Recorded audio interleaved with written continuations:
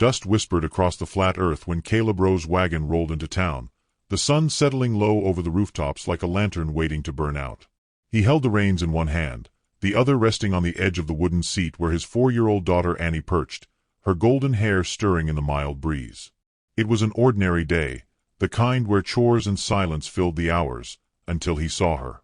A woman standing near the livery stable with a boy no taller than Annie, her skirts frayed, her shoulders rigid, her eyes hollow as if the ground beneath her had taken all that once belonged to her. Maggie Hale had been walking for days. The road clung to her hem, the dust, the shame, the voices she imagined still mocking her as they had when her husband's coffin dropped into the earth. She pressed the boy's hand tighter against her palm, not daring to ask for water, not daring to lift her gaze. She heard the murmurs. Widow Hale. Lost her land. Lost her pride. Not fit to stay among us. The words scalded her skin, though no one dared speak them aloud. Shame was a language she had learned too well. Annie saw the boy and leaned forward, waving with a kind of unfiltered joy only children could still afford.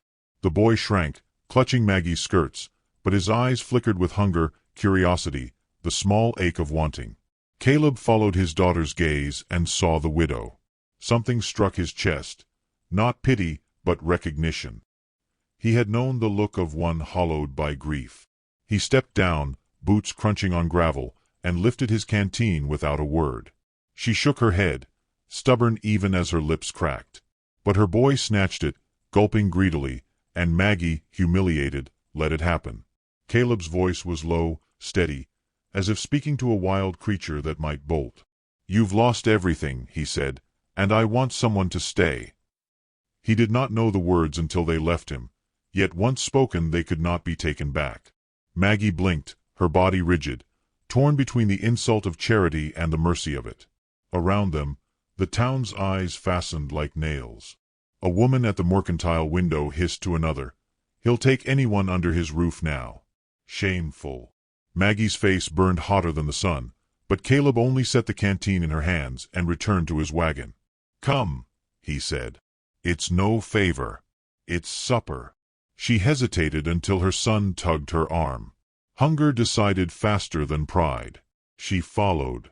The ranch sat a mile past the town, where open land stretched wide as breath. The cabin was plain, the wood darkened by weather, the roof patched in places. Yet warmth hummed inside, the scent of beans, of bread not yet stale, the crackle of a hearth waiting to be stoked. Maggie stiffened at the threshold, remembering finer things now lost, remembering too the nights under open sky where her boy had cried himself to sleep. Caleb ushered her in with no ceremony. Annie brought her a stool. Maggie lowered herself slowly, every bone trembling with suspicion. At the table, Caleb served portions large enough to shame her hunger. She tried to refuse, whispering that she could work to earn her place, that she would not take charity. He shook his head. A table's no use with empty chairs. His eyes did not pity her. They carried weight, and that steadiness unsettled her more than cruelty ever could. That night, after Annie slept with her small hand curled around Maggie's boy, Maggie overheard Caleb speaking softly in the next room. "We'll be all right. We've got company now." Tears stung her eyes, though she did not understand why. Morning brought whispers carried by neighbors who had seen her enter his house. A man who traded horses leaned against the fence and said, almost kindly, "Folks won't stomach it. A widow in a rancher's home without vows? You'll lose what respect you've got." Caleb only replied, "Respect doesn't feed children." But Maggie heard every word, and shame struck again, sharp as a whip. She began packing scraps of her things that evening, intending to leave before dawn. At the doorway, Caleb stopped her. He said nothing at first, only looked at the threadbare shawl she had folded with shaking hands. When he finally spoke, it was gentle. "You think I haven't heard worse. They call me weak for raising Annie alone. They call me cursed since her mother passed. If you go, it won't silence them. It'll only make them right. Let them talk. Annie sleeps sound because you sang her to rest." His voice trembled not with plea, but with conviction. Maggie's knees weakened. For the first time since her husband's death, she felt the faint edge of dignity brushing her skin. She stayed. Days turned to weeks. Maggie found small tasks: mending shirts, boiling soap, teaching Annie's small hands to thread a needle. Caleb never thanked her with words. He showed it by leaving a stack of wood chopped high, by repairing her boys' shoes with care, by setting bread on the table without comment. Their connection grew in gestures, not confessions. But the town's whispers grew louder. A preacher passed by once, shaking his head. "Sin under a roof brings fire, son."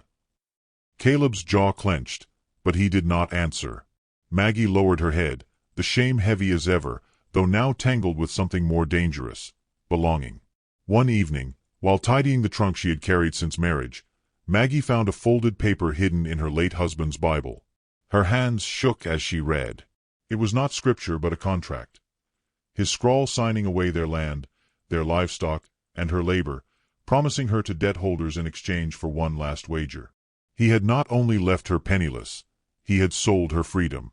A cold dread rose in her throat. She burned with betrayal, with fury at the man whose grave she had wept over. The knock came that night. 3 men, boots thick with dust, eyes gleaming with hunger. "She's ours," the tallest said. Her man signed her over. Debt don't vanish with death. Caleb stood in the doorway, rifle at his side but not raised. "She stays," he said. His voice was steady, iron beneath the calm. The men sneered. "You'll lose your ranch then. We'll burn it down before we let her go." Caleb's hand tightened on the rifle. Before he could raise it, Maggie stepped forward. Her whole body quaked, but her voice was clear. "Then burn me first. I've nothing left for you to take." The words shocked even her. For the first time in years, defiance blazed where fear had lived. The men faltered, eyes darting to Caleb's silent resolve. Their threat cracked under the weight of a woman's unyielding shame turned into strength. With muttered curses, they backed away, leaving the dust to swallow them. When the door shut, Maggie collapsed against the table, her breath shaking, her hands numb. Caleb knelt beside her, steadying her fingers with his own. He whispered, "You're safe here." Annie stirred from sleep, toddled in, and tugged Maggie's sleeve. "Stay, Mama," she murmured, half dreaming. The word froze Maggie's breath, pierced her heart. Caleb did not correct his daughter. He let the word remain, soft as a prayer whispered against the rafters. The night closed around them, the air filled with silence that no longer felt empty. In the stillness, Maggie realized she had not been saved, she had chosen to stay. And sometimes, the world's cruelty could be turned by nothing more than the courage to remain standing. And to those who listen by firelight or memory, sometimes it is not the land we inherit that saves us, but the souls who refuse to walk away. Hold them close, for they are rarer than rain on a drought-struck plain. Which city are you watching our video from? Please leave a comment. Please subscribe to the channel as well. Thank you.